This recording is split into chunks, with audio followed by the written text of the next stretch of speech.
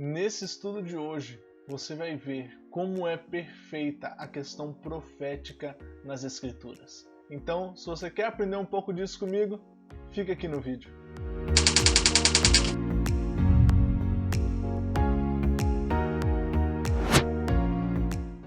Então vamos lá! Estamos no dia 24 do Projeto 183. São 183 dias aprendendo a estudar as Escrituras através do livro de Salmos. E nós estamos aqui hoje com o Salmo de número 22. Mas antes de irmos para a sequência do nosso estudo de hoje, se você ainda não é inscrito no nosso canal, se inscreve agora aí nesse botão vermelho e segue as nossas páginas tanto no Instagram quanto no Facebook, ok? Então vamos lá, vamos ler aqui. Eu separei o Salmo de número 22 na versão NVI para nós.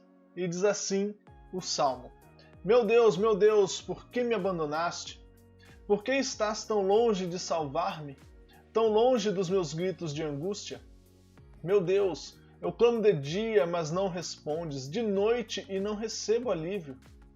Tu, porém, és o santo, és rei, és o louvor de Israel. Em ti os nossos antepassados puseram a sua confiança, confiaram e os livraste. Clamaram a ti e foram libertos.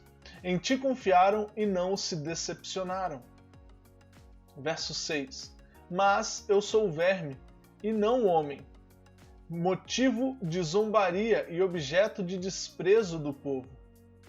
Caçoam de mim todos os que me veem, balançando a cabeça, lançam insultos contra mim, dizendo: recorra ao Senhor, que o Senhor o liberte, que ele o livre, já que lhe quer bem.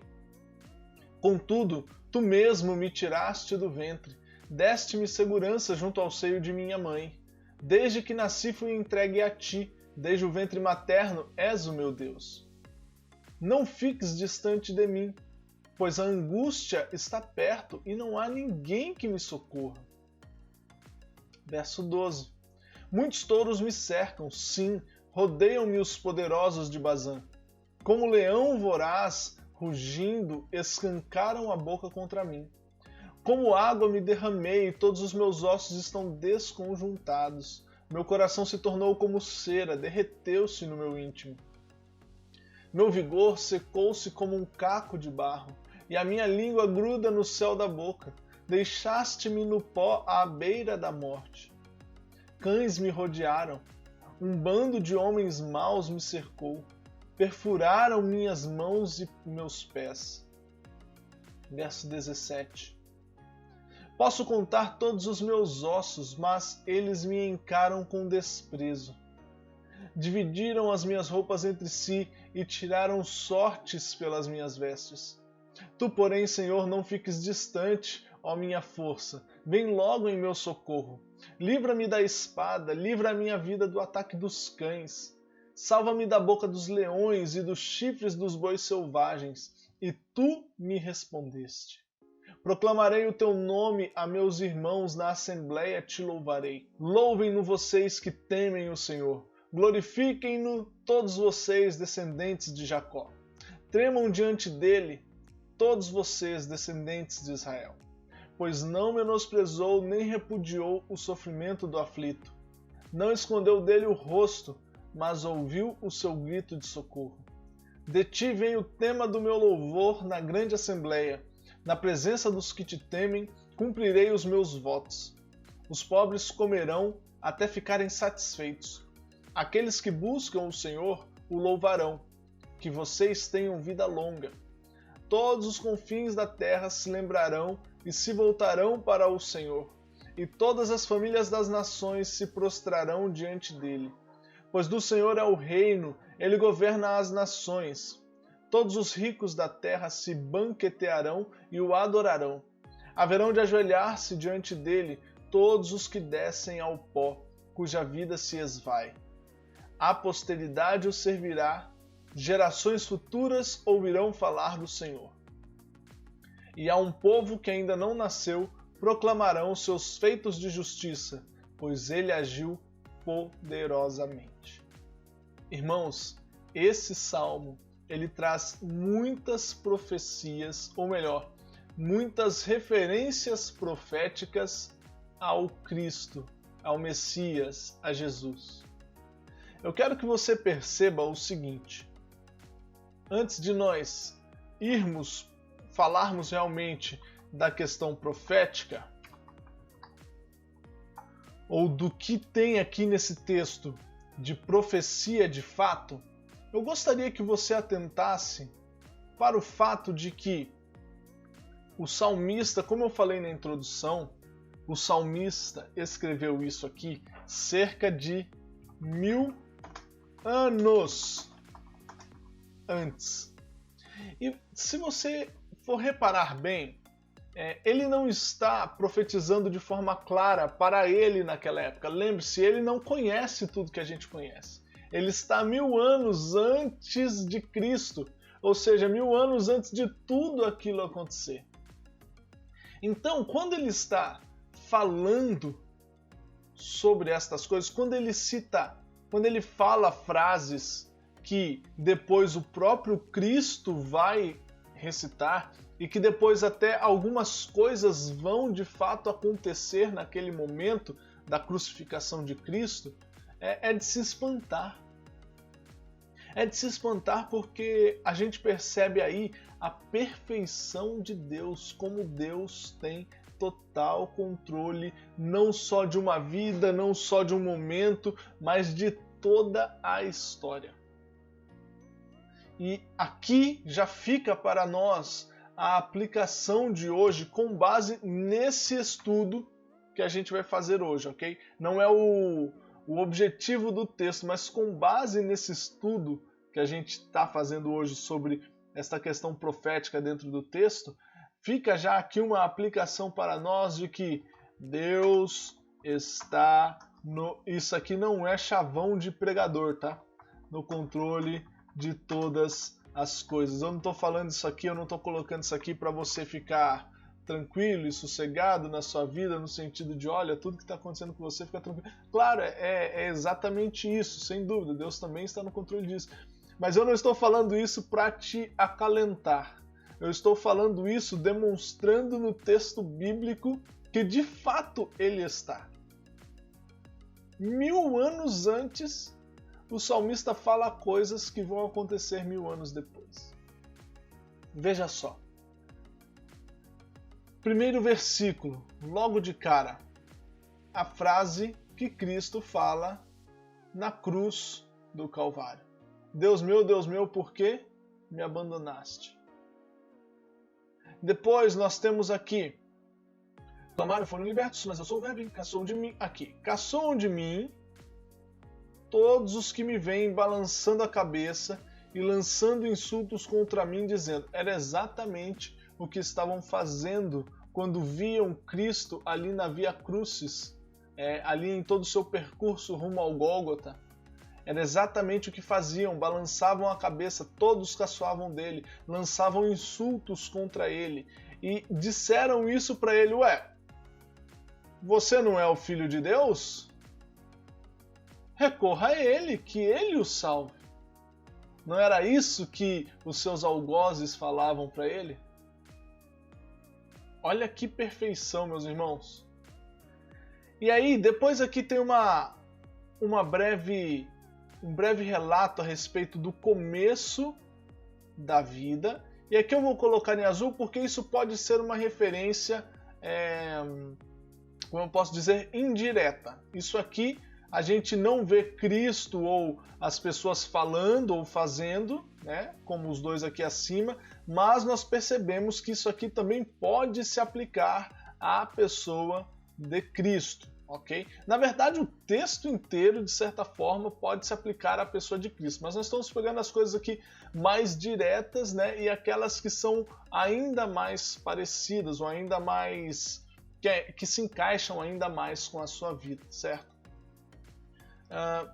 Continuando aqui, você secou, passou todos os dias, duvidando minhas roupas. Aqui. Dividiram as minhas roupas entre si e tiraram sortes pelas minhas vestes. Olha que interessante, porque talvez alguns falariam assim: ah, mas Jesus falou Deus meu, por que me abandonaste? Porque ele conhecia esse salmo, e então ele chegou lá na cruz e ele quis falar isso só para recitar o salmo. Só que, peraí, essas pessoas não fizeram isso querendo cumprir o salmo.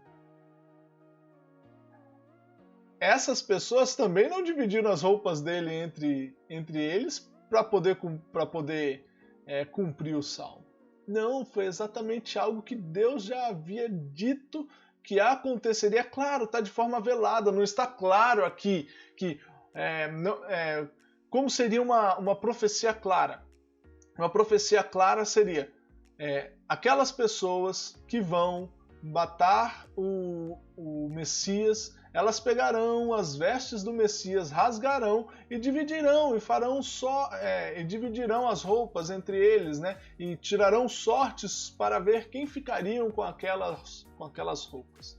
Isso seria uma profecia direta, mas geralmente a profecia ou o aspecto profético no texto aí não seria nem a profecia, porque Davi não está com o intuito de profetizar aqui, mas o aspecto profético se encontra no texto, porque nós vemos depois sendo cumprido lá na frente, certo?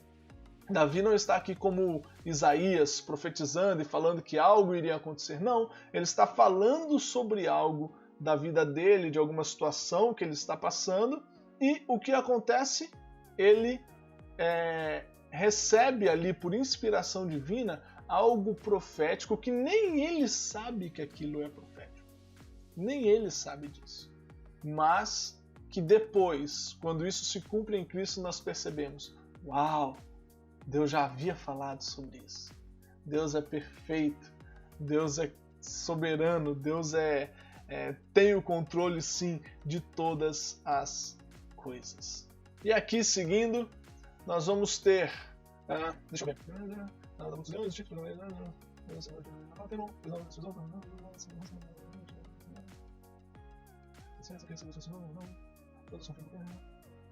Aqui tem uma pequena referência, né, de que Jesus viria, uma referência indireta para os chamados pobres, né, ou seja, aqueles que não teriam como comprar, como pagar, né?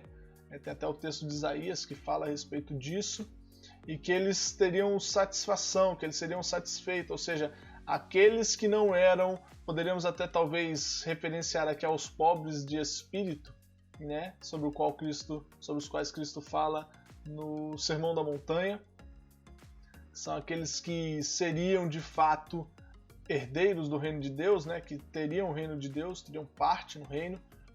Todos os confins da terra se lembrarão e se voltarão para o Senhor. Todos os confins da terra se voltarão para o Senhor. Aqui tem algumas referências a algumas profecias que estão também no Antigo Testamento, mas que são profecias muito posteriores a esse texto de Davi. E aqui também, nos versículos 30 e 31, mais referências a profecias sobre o que o Messias faria. A posteridade o servirá, gerações futuras ouvirão falar do Senhor, e a um povo que ainda não nasceu proclamarão seus feitos de justiça, pois ele agiu poderosamente. E olha só, e a um povo que ainda não nasceu proclamarão seus feitos de justiça. E aqui nós podemos ver uma referência profética até mesmo a mim e a você. Gentios, Igreja de Cristo, a um povo que ainda não nasceu, ainda não havia igreja, ainda não haviam os gentios que creriam no Cristo. E nós estamos aqui, inclusive, nesse aspecto profético de Davi. Veja só, meus irmãos, que maravilha olharmos para o texto bíblico dessa forma. Ver tudo que Deus falou através de Davi, já se referenciando ao Messias, mas de forma que a gente ainda não entenderia. De forma que aquele povo ainda não entendeu de fato toda a plenitude do texto, toda a plenitude da profecia. Mas depois o texto foi sendo revelado. O texto, a Escritura, como eu já falei aos irmãos, ela é uma revelação progressiva. Então, conforme o tempo foi passando, e conforme mais profecias, mais palavras de Deus inspiradas pelo Espírito Santo foram sendo acrescentadas, então nós podemos hoje entender com plenitude, uma plenitude bíblica, todo esse texto aqui. Então, meus irmãos, fica com isso aqui, ó. Esta é a nossa aplicação de hoje. Perceba que o fato de Deus fazer isso, demonstrar isso 1000 anos antes de acontecer, demonstra que Ele está de fato no controle de todas as coisas. Às vezes a gente está pensando só no nosso dia.